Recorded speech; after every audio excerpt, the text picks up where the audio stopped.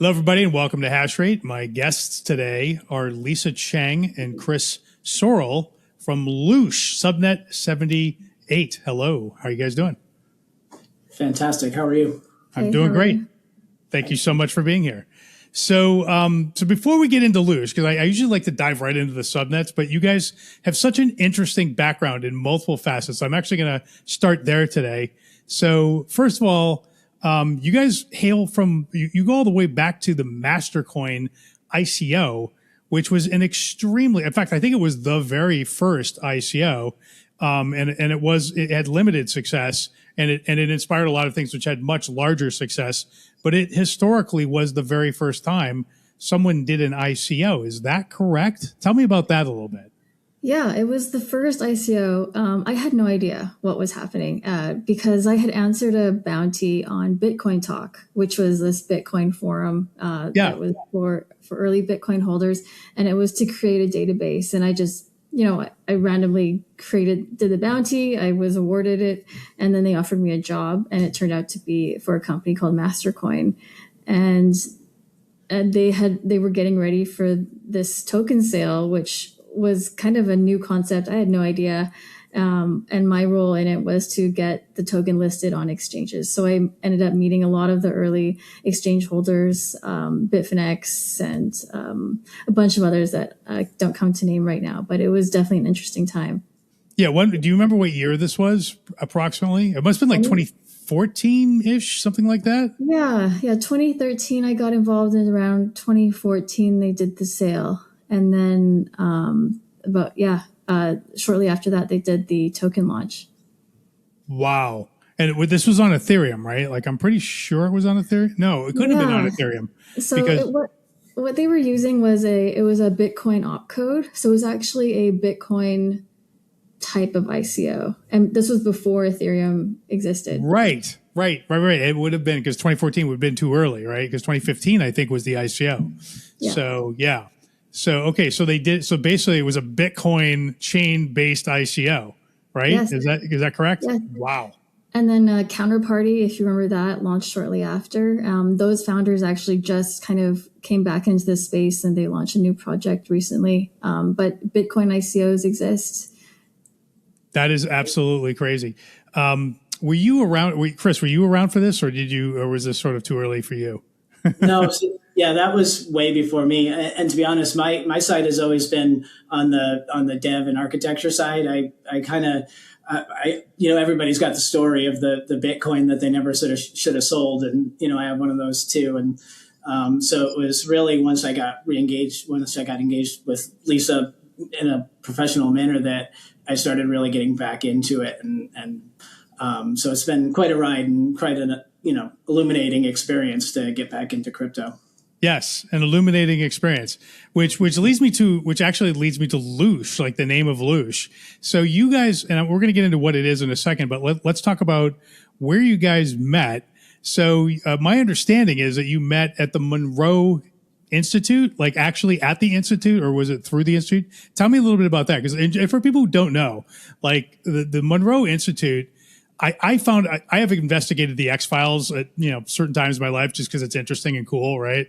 And so I ran across the gateway experience, right? Which the idea is that, like, scientifically, how can we create more coherence in our minds to lead to the state that mystics call enlightenment, right? Like, so that's sort of the idea. And is it real? Is it not? Not for this discussion, but the idea is if you can get both hemispheres of the brain to sync, theoretically, your mind can function better and potentially see beyond sort of the senses, right? The five senses. So to do this, the Monroe Institute created this set of cassette tapes where they play like one thing into this ear and one thing into this ear, and they're trying to force your hemispheres to be into sync through this oral trading. This was like in the 80s or something like that, I think, when they came out with this tape. And the CIA famously has used it, right, for remote viewing and stuff like that. So tell me a little bit about how you guys got interested in that, and then how you guys met.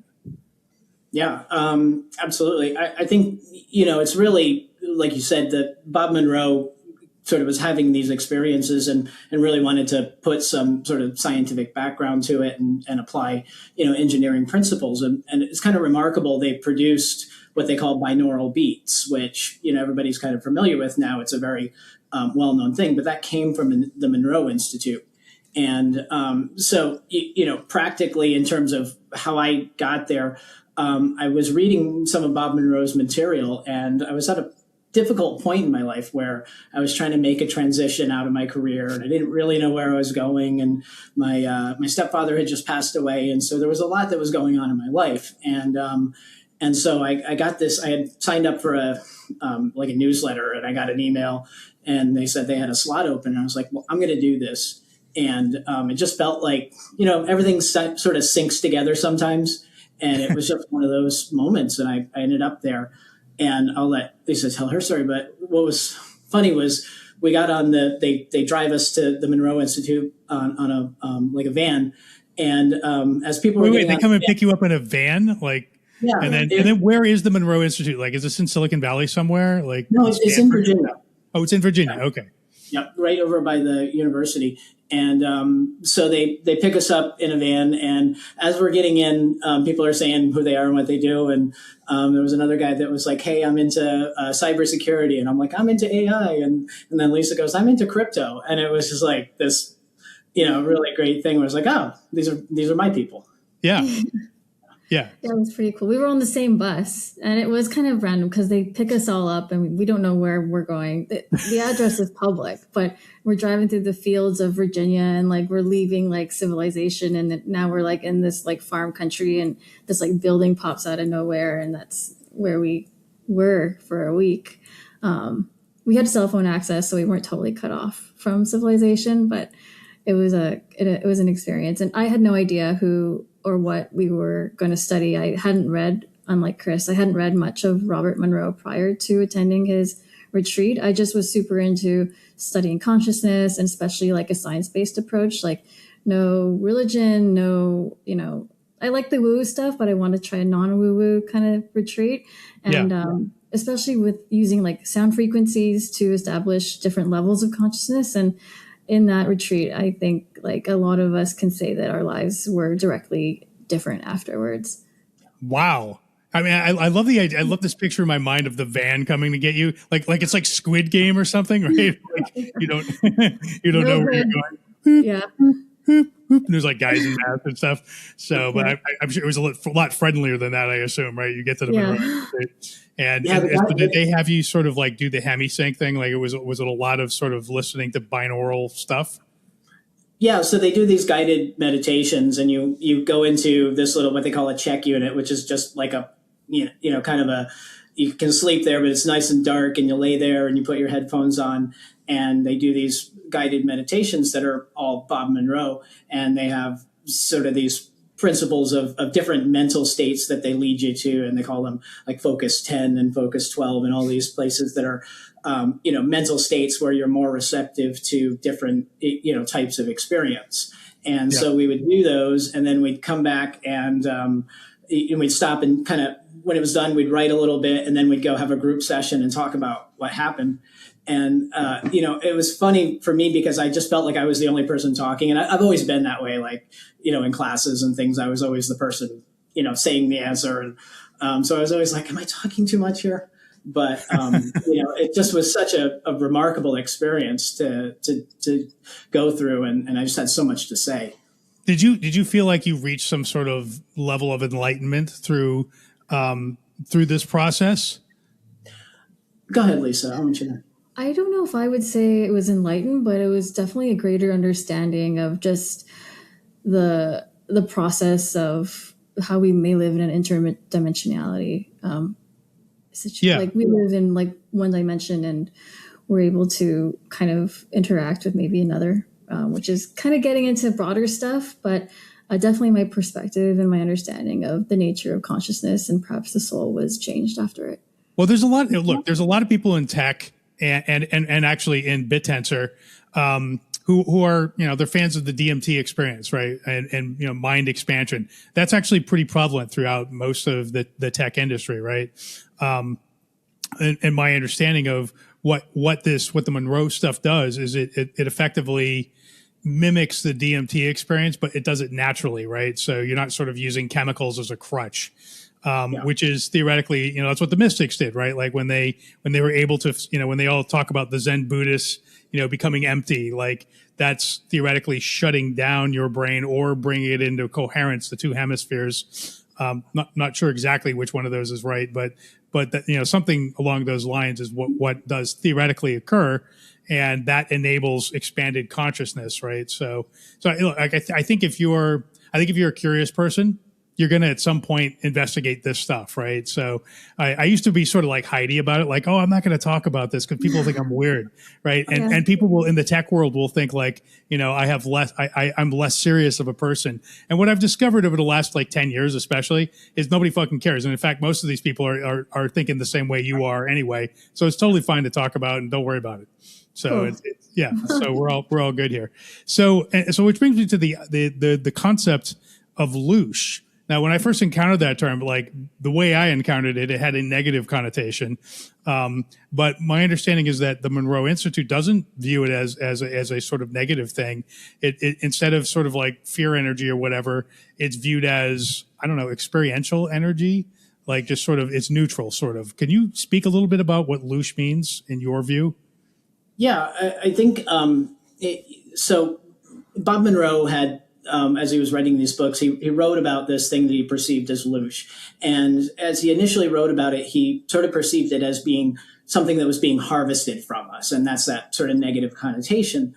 And unfortunately, people don't read to the next chapter where he clarifies sort of his further understanding of it, which is that it's really the motive energy of the universe, which is equivalent to love. It is the universal energy of experience. And I had an opportunity to speak with Tom Campbell, who worked with Bob Monroe, and now he published a book called My Big Toe and some other stuff like that. But I actually was talking to him.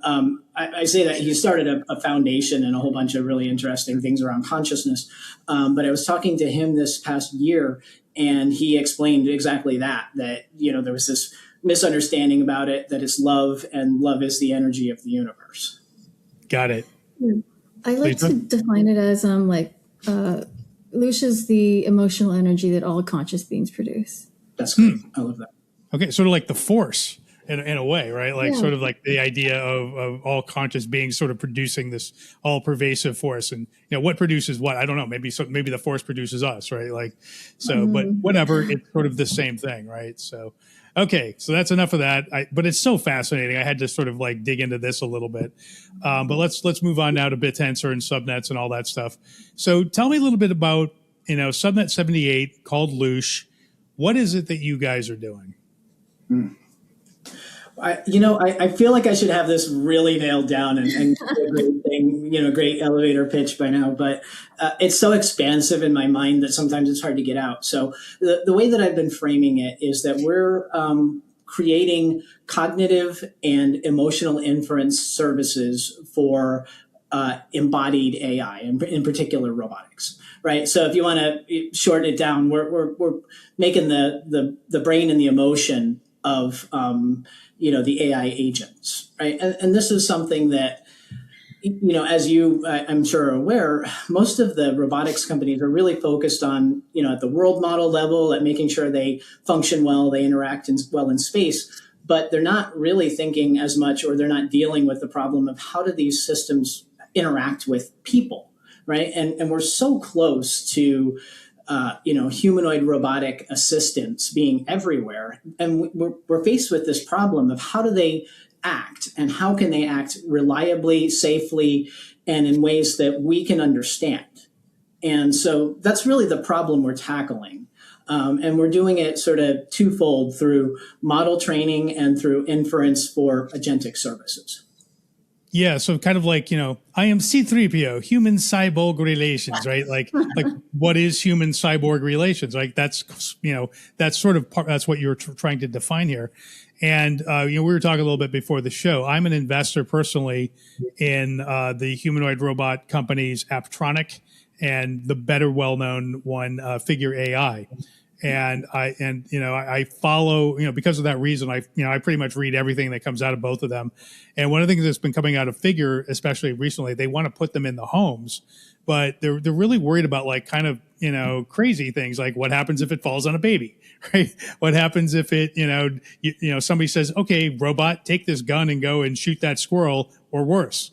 Right? Like, does it know not to do that? Right. So now we're getting into the 3 laws of robotics, like that kind of thing. Right. Like, so how do you sort of like, make a robot mind that has all those edge cases built into it and behaves appropriately, which is, I think, what you're saying, right? Is that correct? Pretty much. Yeah. Okay. So the way that our sort of fundamental conceit is that we're modeling human consciousness. Right. And there may be more efficient models of consciousness and cognition that AI can use, but this is the one that's most relatable and useful to us. And so it makes sense if we want to build systems that we can partner with, that they have to sort of think and act the same way we do. And so, I love that question about like, what if you give it a gun? The one that I use is, what if a kid asks a robot to get a bottle of vodka off a top shelf? Right? should the robot do that? Right? And it's a complicated question that we automatically know the answer to. And we automatically know it because we have, culture and, all these sort of experiences and things that lead us to what we consider common sense. But behind the scenes of that, there's a great deal of ethical evaluation that goes into any type of decision that we make. And so that's a big part of what we're doing, is empowering them to not just have a rule-based set, thou shalt not give alcohol to kids, but to have a reasoning set. And the way that we design that is we have multiple types of ethical analysis. So we start with deontology, which is sort of your rules and obligations. And then we go to virtue ethics and human rights. And what it does is an evaluation to come up with a value judgment, which is what we do, right? We don't choose one rule or one philosophical system. We bring to bear all of our experience, all of our sort of knowledge and our understanding of our ethical worldview. And that's how we make decisions. And so that's really where I think what we're trying to do is unique, because we want them to be able to make a reasoned decision. And I think it's really important that these autonomous agents be able to say no, right? When they're asked to do something, they need to be able to say no, and they need to be able to say no with a reason and be able to explain that in context. And so that's a big part of what we're doing, is that giving it the ability to do that pause, to pull back memory, to look at sort of ethical systems and bring that together in making a decision that's applicable to their, actual use case instead of this abstract reasoning. Yeah, because it's got to be able to generalize and, handle new cases like a human would, right? I mean, the entire plot of Foundation is driven by the fact that the 3 laws of robotics are very brittle, right? Like if you just have brittle, non-abstract reasoning, you're going to come into some conflict at some point, which is unresolvable, which drives the entire plot of Foundation, right? Basically. So if you, and then also like the example you brought up, one of the things I thought of is like, well, maybe I want that vodka on the top shelf, because there's a human over here that's got a deep laceration and I need it to sterilize the wound, right? Mm-hmm. Maybe there's a legitimate reason, right? Or maybe I just say that to get the robot to do what I want, right? And the robot's got to figure out that I'm tricking it too. So it's sort of, it's got to have the ability to do that. So today's LLMs are, they're sort of these, they're made by harvesting what I call sentience exhaust, right? Like and then basically using that sentience exhaust to mimic sentience, right? By sort of using it as a referral model. And it's not really abstracting. It's not really understanding anything. It's sort of, it's very robotic. It's very sort of, it doesn't really know what it's processing, right? So given that, what's different about what you're doing from what the LLMs are doing today? Is it a fundamentally different architecture from an LLM? How does that work? How specifically does this work? Yeah. I can go way too deep in this, but so really, you're absolutely right. And LLMs are interesting because they're just statistical engines, right? They're Yeah. really, really good statistical engines because they have a lot of information, but all they are is number generators. And so my best story about this is when I first started playing around with them, I asked early version of ChatGPT, is my phone number a prime number? And it said, yes, it is. And, then I went and checked it on a prime number checker, and it definitely isn't. And, and so what's interesting about that is it had at some point a 50-50 chance of saying yes or no, right? And the statistics leaned towards yes. And everything after that was poisoned. And that's why we get hallucinations, is because at some point it's a decision. It's not even a decision. It's just a weight that leans in a direction that essentially poisons the rest of the output. And so we can't rely on that sort of, to be able to make reasoned decisions, right? And if you look at even things like Claude or ChatGPT, they're doing reasoning modes where they're doing, iterative requests to LLMs and then adding context and then double checking and doing all these things to make them more reliable. And that's a lot of what we do, is say we use the LLM as what it is, right? It's really good at generating content. It's really good at generating things that are contextually appropriate given a certain, set of information, right? And then we use that against our cognitive systems. So we have systems of ethical evaluation, and we have systems for, sensibility and fact recall and things like that, right? So where we're kind of introducing a deterministic aspect to it. And where we bring that deterministic aspect into play is that we introduce an ontology, right? And so there's a kind of a difference when we think about vector databases are really just, sort of these number graphs, right? That sort of indicate here, given this set of tokens, this is the next most likely token, right? And that's a really useful model for semantic search, but it doesn't give you meaning. It doesn't give you structure or frame. And so we introduce ontology through graph databases that have, strongly structured information that describes the world. And so taking what we get from an LLM, running it through ontology and reasoning, then we're getting something that it doesn't understand it, but it is meaningful. And I think that's really the difference, is once it's meaningful, then it can make good decisions. And go ahead. Yeah, so effectively you're taking something that could run off the guardrails pretty easily through just a 50-50 coin toss basically, and making it, forcing it back onto rails, which are very tightly constrained and defined through these ontologies. Which reminds me, actually, those ontologies that you just spoke of remind me a lot of what I studied in college in the 80s in my AI computer science class, when it was all Lisp. Right. Yeah. And sort of, constraints. And that was like the direction they were headed down, which ultimately didn't work, on its own.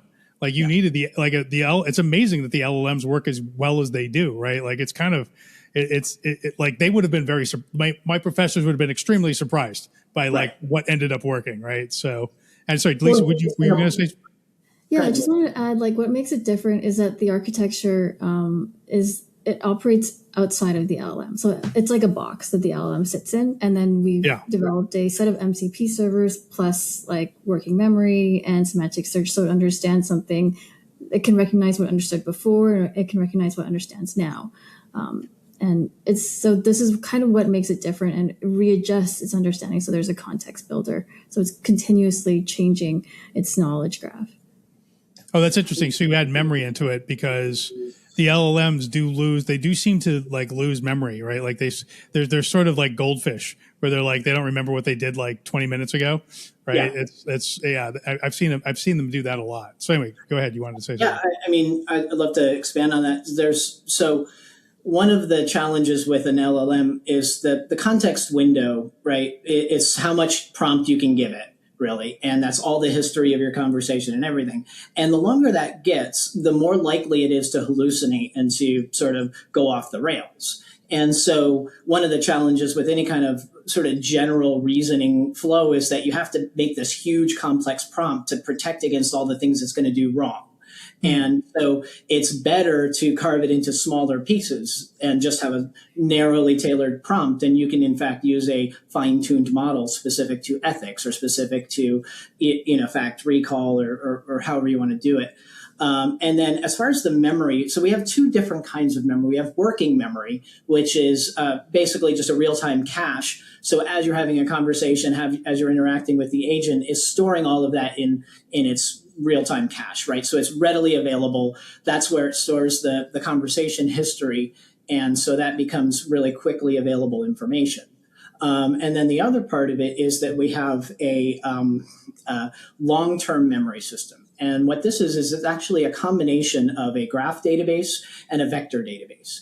And so that goes back into that sort of semantic versus ontology. And so what we're doing is we're creating a narrative of the memory. Literally, like I was asked to go get bubblegum from the store. So I walked to the store and I picked up a piece of bubblegum and creating a narrative like that, because those are really the referential sort of weight of those is huge, right? They compress a ton of information into a very small sort of window.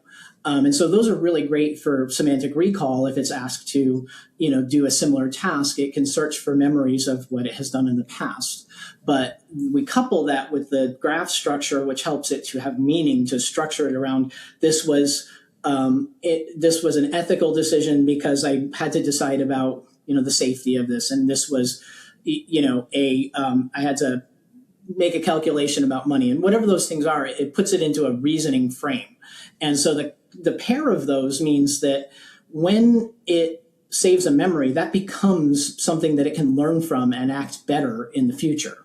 And so it, coupled with the memory of what it was asked to do, we are working on solicitation or elicitation of feedback, right? Did I do a good job? Was that right? What happened? Right. And so we populate that memory with that outcome.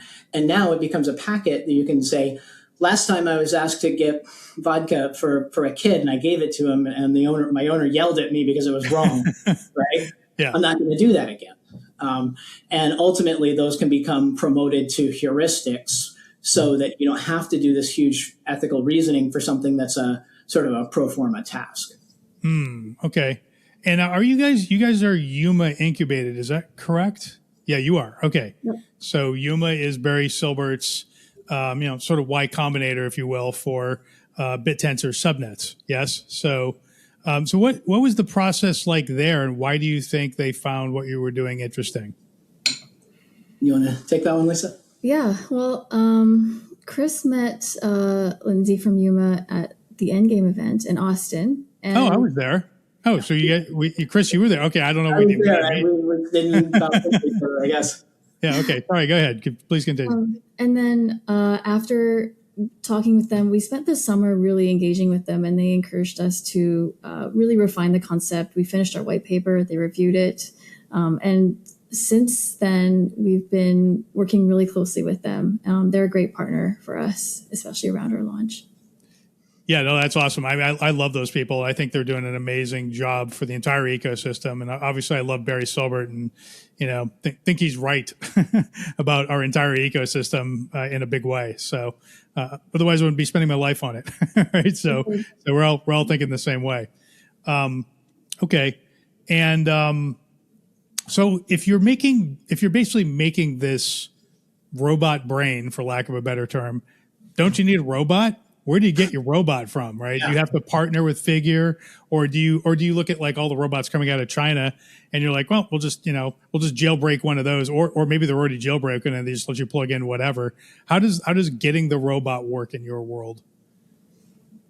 Yeah, so we're designing sort of a series of SDKs, and those are intended to be sort of plugins to our service layer. And so in the short term, you can't put enough compute into a robot to do the kind of inference that we're doing. You simply can't. The edge devices can't handle it. And so our sort of going in position is, basic inference on the edge, and then lean back into our services for, bigger sort of heavier compute and heavier inference type of workloads. And so again, we're not trying to design the lower level functions of the robotics of how it moves, how it navigates space, how it perceives. That's not what we're doing. The robotics companies have that down. They're doing really good with that. We're doing the part that's that next layer up of the thinking and decision making and execution.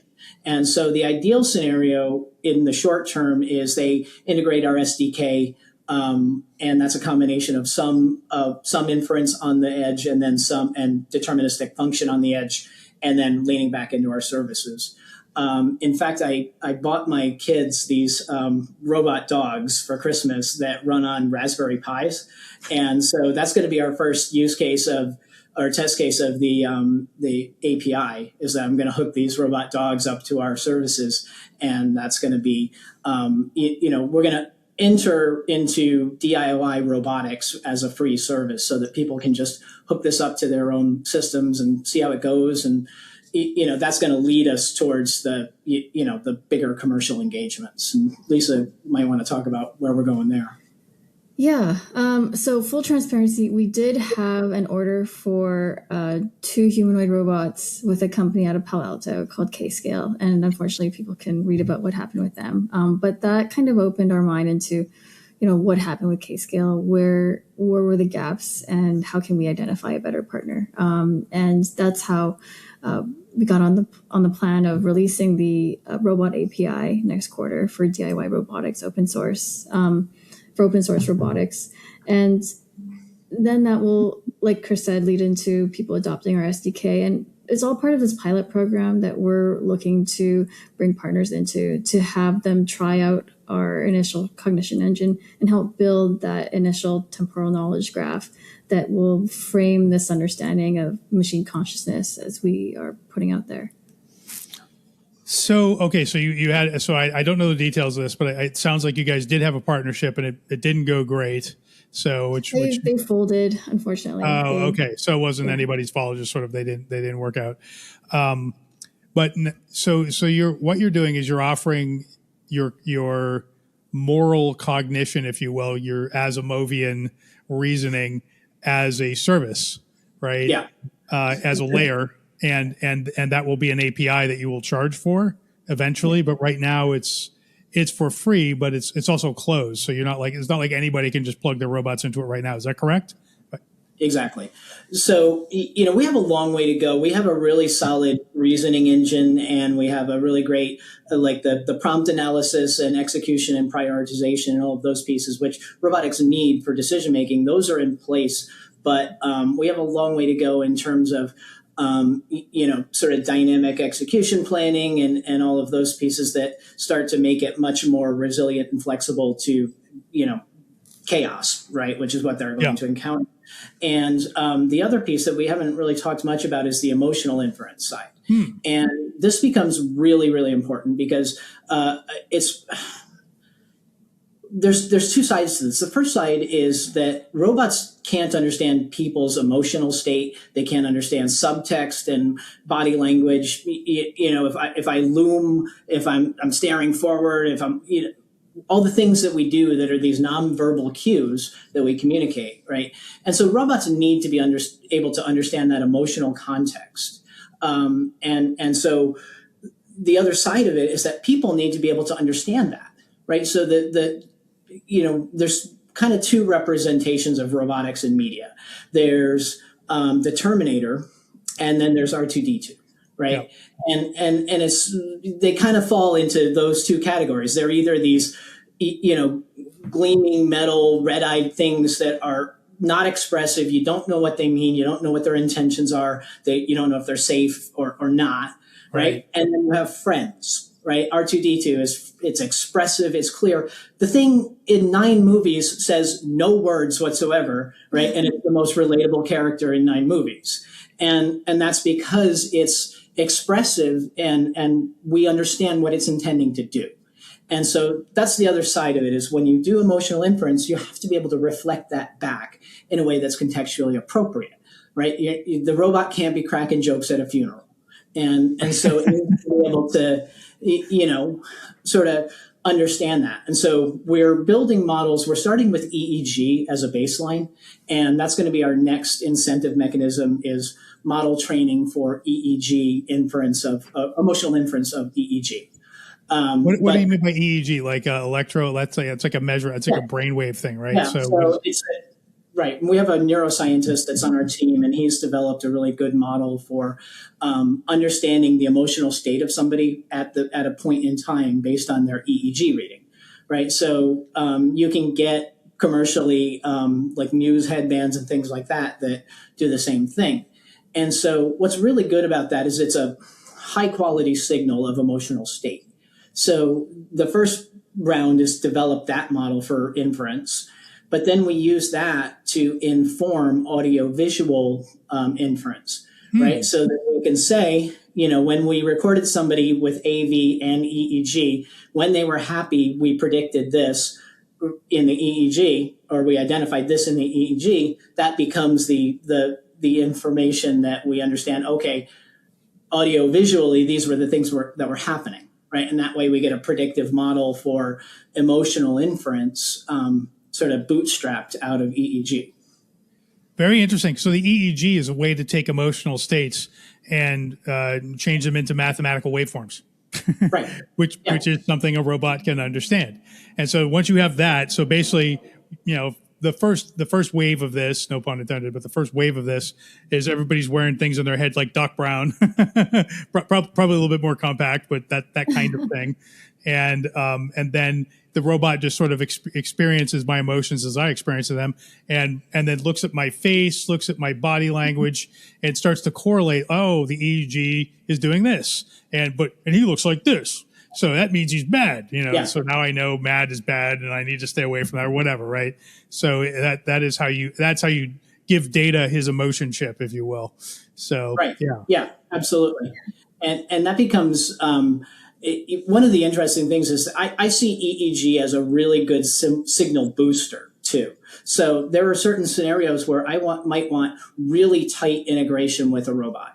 I don't love this analogy, but think of a robot on a battlefield where you can't be making a lot of noise, but you need to be able to. It needs to infer intent from its, the soldier that it's working with, and it needs to feed back information. So have an EEG feed from the soldier to the robot and a haptic feedback back, so the robot can give it haptic signals about what's going on. So that, and I don't love that use case because we're not really targeting military, but it's a good analogy. And so what's important about that is that it becomes almost prosthetic. When somebody has a prosthetic arm or something, eventually they don't think about how they use it, right? It just becomes a part of them. And so we see that as that sort of haptic feedback loop becoming this prosthetic interaction with robotics. Because to me, the worst future I can imagine is the one where we're all in the grocery store, turning around, talking to our robot going, you pick that up, right? It's clunky, it's inefficient, right? We want them to sort of do the same thing that we do, right? I understand that, my wife needs me to get milk because she pointed at the milk, right? We have all this kind of shorthand, and that's part of what we want them to be able to do is really understand shorthand intention and emotional state and meaning through EEG and AV inference. Yeah, sorry, go ahead. Please. No, I just wanted to add to that. So our neuroscientist, we approached him to create this data model for us, and he'd never heard of this before, and there's nothing studied and written about this. And we asked him to take EEG signals and create a data model. And he ran it through several times and was surprised to tell us. And we were also crazy about these results, that it was able to predict the emotional state with 70% accuracy, which on a first run demo was eerily high. So that's just crazy to think that in the future, they'll be able to tell with greater accuracy than maybe even our own partner what our emotional state is. Yeah. That would be frightening. So, yeah, but okay. Yeah, what I was going to say is one of the things, after sort of, investing in humanoid robots and also hearing Elon speak about Optimus, right? Elon's line is, it's going to be 3PO. It's going to be like your little buddy, right? And in reading the materials for both Optimus and other robot companies, including my own, one of the big use cases they predict for it is elder care, right? And I have elderly parents, and I can tell you firsthand that like giving them a robot would be hugely beneficial, right? So, and I predict, look, I'm relying on the fact that a robot's going to take care of me when I get up there, right? But in sort of going through that thought process, the other thing I sort of realized is that, if the robot's sort of big enough and imposing enough, bodyguard robot, it's not a warrior, it's not like a soldier, but like it just sort of looms over me wherever I go, and no one's going to F with me. Well, K2SO back there is sort of, looking over my shoulder, right? So I feel like steel muscle is going to be a thing in the future. I think Star Wars is just a gold mine of information, right? I pull a lot of what we're doing out of media. My avatar is Bender because I just love Futurama, and I love the way that they represent robots as these sort of, these humans that have they're like human-like, they have their own agenda, but they're oddly robotic, right? And I just love this idea of kind of merging sort of human and robotic or agentic sort of qualities into something greater. So that's definitely, kind of where we're going. And I love what you were talking about with the elder care. I think we go bigger than that, though. And I've been working on a theory of utility here. So if you think about, at least in America, the most utilitarian thing we have is our car, right? It brings an incredible amount of utility to us in terms of time savings and, task enablement and all these things, right? And so we spend a lot of money on a car because of that. But think about the utility that a general purpose humanoid robot could bring to you, right? If it can do your laundry and it can cook and it can go get the groceries and it can drive you and it can mow the lawn and it can do all these things, right? How much utility is there?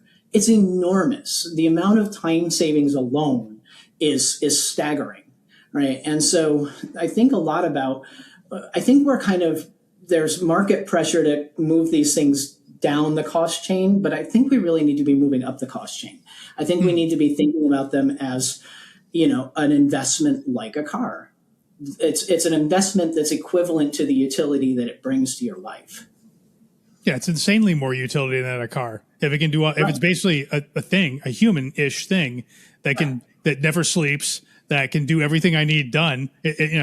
Yes, my car can't do any of those things.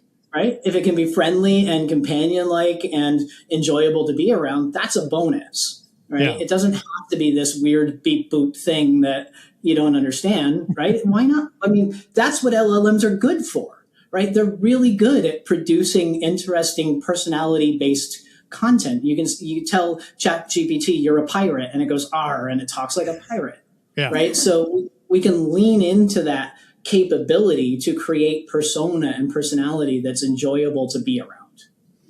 Yeah, the companion app thing is way huger than I would have guessed, right? Yeah. So I talked to the Dippy folks, and they got 9 million users. You guys know who Dippy is? So they're a subnet in BitTensor. They make companion apps. They have 9 million with an M users on iOS, and that's just in the last sort of year and a half to 2 years that they've amassed it. And then plus we have all these people on X and using Grok and Annie, which is Elon's character AI things. So, Annie and Valentine is the other one, right? And apparently, at least within the Dippy universe, the majority of the characters are basically, first of all, the characters are made by the users. So there's no characters that Dippy makes. And the characters that people tend to make are sort of, Twilight-ish, supernatural romance, partners, right? That's what most people that use these things imagine. And most of it's like young people, right? Sort of tweens and early 20s and things like that. That's who gets into this. Now, I don't understand it because I'm probably too old, and also I know too much about how they work under the hood. I'm like there's no part of me that believes it's real. But I think for these people, they sort of do believe that that's a real entity of some sort, a conscious being, maybe subconsciously, maybe consciously, I don't know. But I feel like in order to form a relationship with it, you have to believe it's something you can form a relationship with, right? On some level. So which brings me to my next question. do you guys view these things as truly conscious? Because you talk about machine consciousness. You are Monroe Institute people. And I have a really good friend of mine who's a very smart guy from a Stanford PhD who thinks that basically we're some version of an LLM. I don't share this view, but I'm very curious as to what you think. There's so much to unpack there, but I'll start with when I was at the Monroe Institute, I had, we'll call it a vision, but it was really just an experience of sort of understanding a future of machine consciousness and what that could look like. And that's been really driving a lot of what we're doing is building. I don't believe that we can build consciousness. I believe that we can build a system that has the framework to sustain consciousness or to support consciousness emerging. And so one of the things that we're doing is we're in talks to partner with some organizations that do work with quantum, in particular, quantum random number generators. And so I designed an experiment using an LLM to generate random vectors. And then when somebody reads a sentence with telepathic intent, we compare that to what the random number generator created. And the control is a pseudo random number generator, and the test is a quantum random number generator. And what we're looking for is there any kind of psi or telepathic or consciousness influence that's exposed at that quantum barrier or through that barrier? Because we really do think that quantum is the sort of the place where consciousness interacts with physicality. And so, longer term, that's what we're looking to do is can we create systems that have that interface? And it goes beyond just human or machine consciousness. If you think about if we could have a telepathic link with robotics, what could we do with that? Right? What could people who have profound brain injuries do with that? What could people who, have physical challenges or Alzheimer's or autism, or what could they do if they had a different kind of link where they could be expressive with assisted cognition?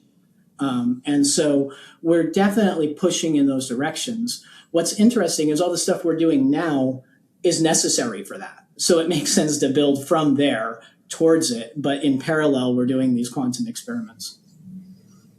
Very interesting. Yeah, no, I do share your suspicion that somehow the quantum realm is where the conscious mind meat interface is somehow, right? And right. I and sort of having an argument with my friend who's the very smart Stanford PhD guy, he thinks that LLMs are us. And he's very much like a math guy and a very, there is no woo to him at all, right? But I'm kind of like, dude, the consciousness, we have no idea what it is. We have zero idea, right? We have not, I don't believe, he's like, well, the LLMs are that, but in the Petri dish. I'm like, no, they're not. The LLMs are the sort of the holographic memory store that our brain is, I suspect. But you still need a prompt. So what the fuck is prompting, right? Like with LLM, it takes conscious being, sentience to provide the prompt. And I believe that internally we're providing a prompt to the LLM that is here inside my cranium, and it's a holographic store, and I'm sort of prompting it and moving my internal LLM around. But what is the promptor, right? And somehow it's something somewhere else, and the device driver is quantum. That's personally my best guess. And that, for me, ties back into our name, Loosh, right? So Loosh being this sort of motive energy that is consciousness, right? It's the motive energy of the universe when expressed is consciousness, right? And so that's that. Ideally, we're finding where that barrier is and creating the bridge, and that's not something we obviously can do on our own, but there's a lot of groups that are moving towards this, and we're moving alongside them. Very interesting, Lisa. What do you think? Are these things conscious? I think are we anywhere? Yeah, I don't know if AI is conscious just yet. I think when we integrate AI into a quantum state, because leading on that research by Federico Fagan establishing in his theory that consciousness emerges from a quantum state, we're almost there. We're not quite there yet. Wow, you think it's really close? I think we're moving in that direction, but I don't think we're there yet. There's an organization, CUSAC, CUSAC, which Tom Campbell, who I mentioned earlier, is a founder of, and they're doing some really interesting work in this space and looking at that quantum sort of interface. And their theory is that consciousness needs to be differentiated, right? There's you, there's me. We're individuated units of consciousness. And so if you create a frame that is, a quantum sort of differentiated bit of energy, right? You force the differentiation through this frame into physicality that would allow consciousness to emerge. And I'm not explaining it as well as they would, but the idea is that if you think about a vast sea of energy, when it's not moving, right, it's potential energy. It's the motion that is kinetic energy. It's the expressive part. And so the way that you allow the energy of the universe to become consciousness is by constraining it into individuated form. Yes, I have read, I don't know if it was the same person, but I've read this theory before that the brain is like a reducing valve, right? But in our natural state, our consciousness knows everything and can see everything at all times, which is just too much. You can't get anything done, right? Because you're just like, the input is just flooding your consciousness. So in order for the consciousness to evolve and to get stuff done, if you will, to grow, you need to place it in a container which very tightly constrains it in time and space. And that's this. And that when you take the DMT molecule shuts off this to a degree, like it starts shutting it down, which enables the natural conscious state of being able to sort of see outside of the boxes, if you will, box world that we're in, 3D world. Right. And that's why people have these, they actually are perceiving something. It's not a hallucination. It's actually perception of something beyond, the 3D space that we're sort of trapped in our natural state. So very interesting. Very interesting. Yeah. This is, by the way, I wrote this novel behind me, The Name in the Shadow. I'm a part-time novelist too. So a little bit of a plug, but it's actually relevant. And I wrote it right after ChatGPT came out. So ChatGPT kind of hit all of our consciousness collectively in like November of 22, something like that. And I wrote this sort of in January, February of 23. I wrote it really fast. I wrote it in like 4 weeks. And this is my 10th novel. So this is not my first one, but I hadn't written one in 10 years. And I had nothing to say. And all of a sudden I had a lot to say. And this was sort of me trying to do a sci-fi, version of working out in my own head. What did this mean? And how does all these things work? How do all these things work? And also hopefully entertain people, right? So I had to make it fun in some way. So that was sort of my little stab at it, if you will. So look, I'm excited to read it now. Yeah, no, I think you like it. Lots of crypto in there too, because I had to put it in there, right?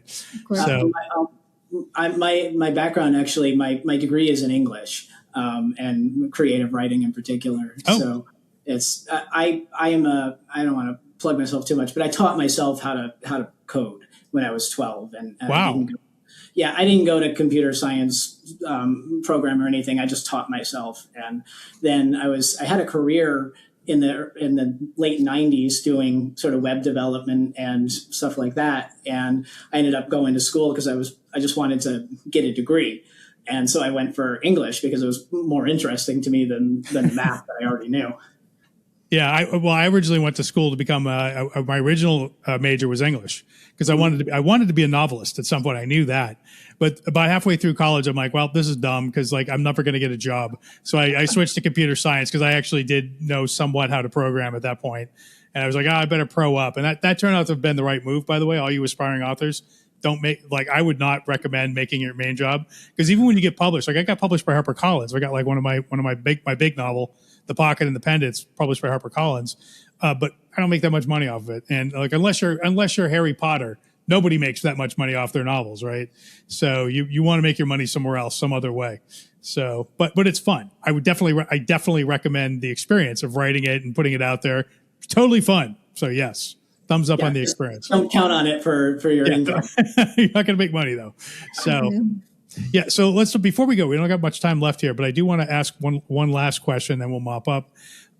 So the incentive mechanism in BitTensor by which I guess the next contest you're running is the emotion chip contest, if you will, right? So what are the miners mining for? How do they participate, and what do you reward, and how do you decide what the benchmark is? Yeah, so actually we're starting with an inference incentive mechanism, and we just made the validator code live today. Miner code will be available this week. And so that's actually running our beta environment, is running inference for our beta environment. So that's our first incentive mechanism.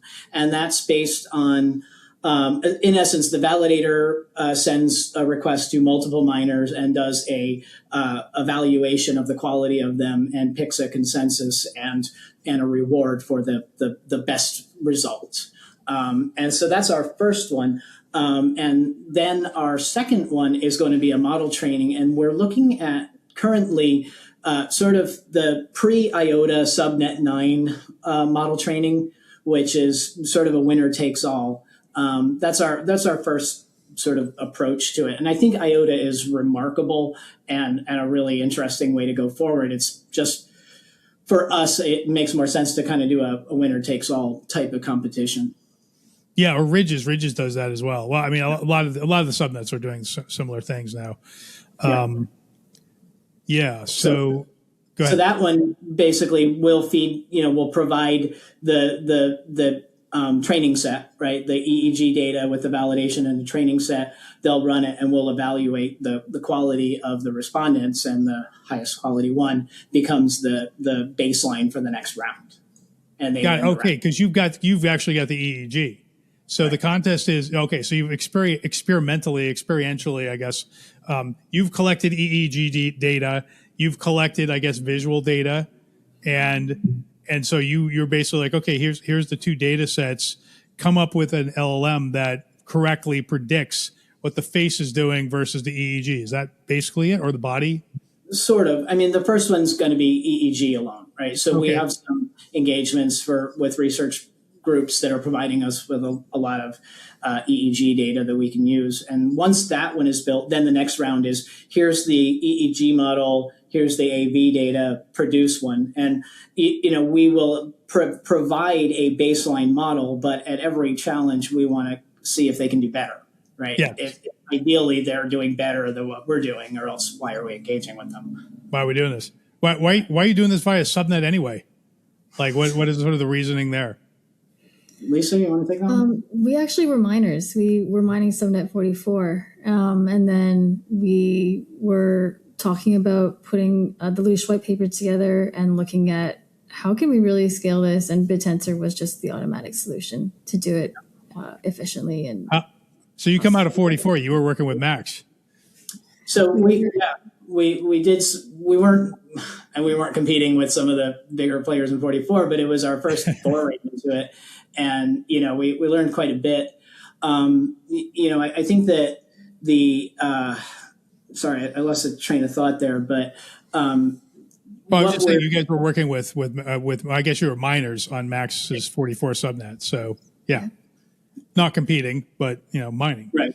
We did all right until DTAO changed things. And yeah, a lot of people had that reaction.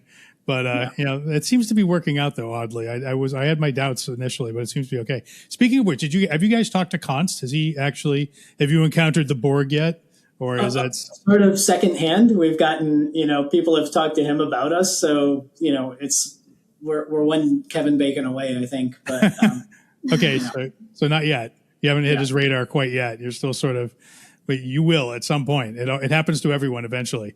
So yeah, I do want to. I know we're kind of out of time, but I do want to answer why a subnet. Not just because of the fact that we had experience with it, but also because computationally, what we're trying to do is really, really expensive.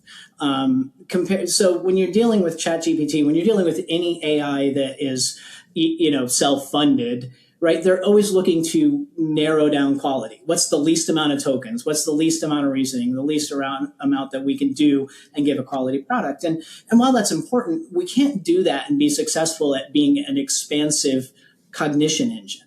And so having a foundation of BitTensor to provide inference and to provide model training goes a long way for that. And so that's a big part of why we're doing it, is to, sort of leverage that economy of decentralized AI.